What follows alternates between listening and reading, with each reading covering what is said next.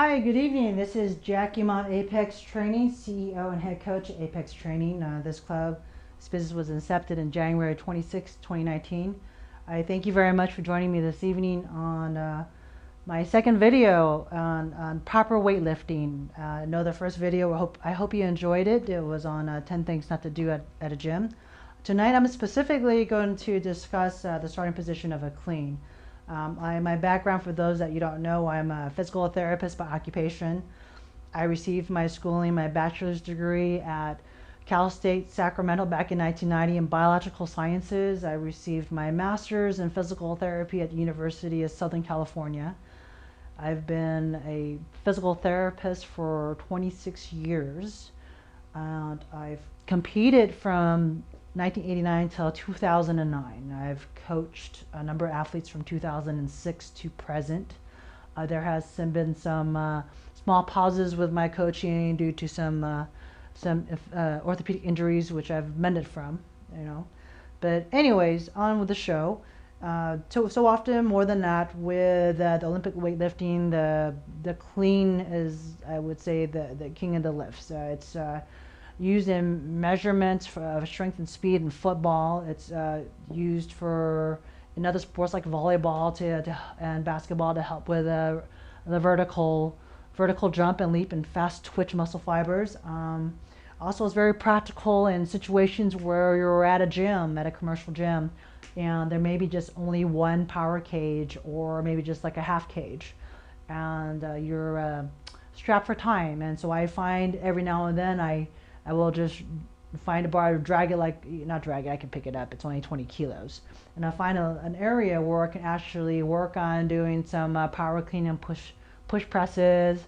And from there, I just keep the bar there when I go right into, clean pulls and maybe finish up with some RDLs and such. So there's a lot that you can do so long as you're capable of power cleaning at a decent weight to at least 60% of your max. So on that note, I have here an empty bar. It's a 15 kilo women's bar. It's a Bella bar from Rogue. I've had this for probably about 4 years. It's had some good usage on it. I've been very pleased with it.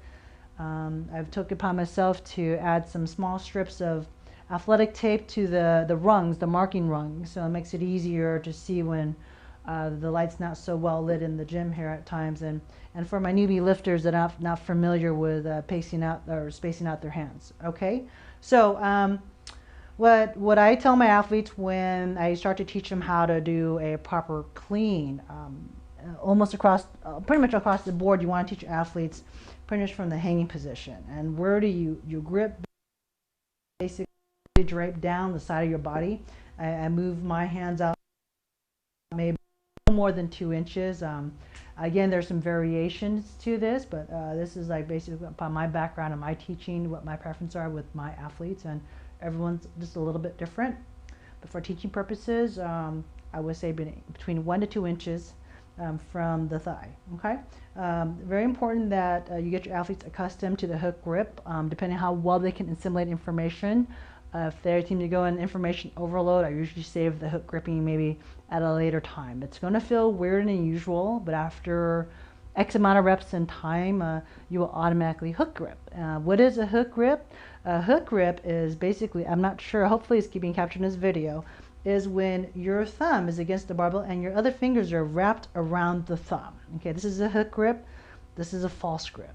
The hook grip is superior in that it will allow you to focus on your larger muscle groups can fire more effectively, so you're not worried about having to use your smaller forearm muscles to hold on to the barbell. Okay, biomechanically, your finger flexors, when they all work in unison with the bar, it actually is much stronger than solely relying on just your thumb grip solely. Okay, so getting into the first pull. Okay, so again, with your new lifters, you want to start out with the hang clean, just so they get used to the movement and coming through the hips, and shrugging through the traps. Okay, flat foot.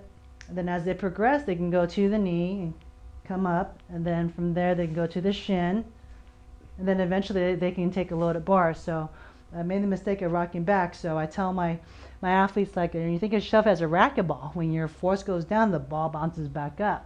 But if you go at an angle, your vector will go at an angle. So that's what causes like looping of the bar and some other mechanical challenges. Okay. So from this point, starting position, I teach my athletes that when you get into the starting position, you should see your toes on the other side of the bar. Why? Because it allows the bar to stay close to the center of gravity of your hips. Because if you're behind the bar, what happens is the bar is going to be in front of your center of gravity. And so there's a lot of stress to the small of the back. On top of that, biomechanically, it's a disadvantage for your hips. So it's kind of like a double whammy. So by seeing your toes on the other side of the barbell, it actually gives you a visual assurance that the bar is fairly close to your hips, and for center of gravity for men, it's a little bit more like around their mid-dorsal area. Okay. So from this point, what you want to do is you want to stay flat-footed. You should be able to wiggle your toes as you're pulling the bar. Okay. And as I'm pulling up, my lats stay engaged throughout. Okay. And in order for that to happen, I have to make sure my shoulder blades are adducted and depressed.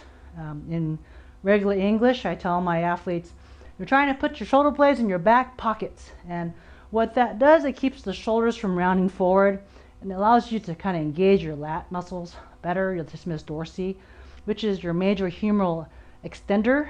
So in regular English, that means that when your lats kick in, it allows you to keep that bar against your thighs and your torso, so that it helps you to transition from first pull into second pull, and there you start bringing in your traps and everything else. So that's pretty much the video for tonight. Is just the starting position of your clean, and then we'll continue on and to the end of the jerk till we're done with the jerks, and then we'll go from there. So there you have it. Thank you for listening, and I'll see you guys next week.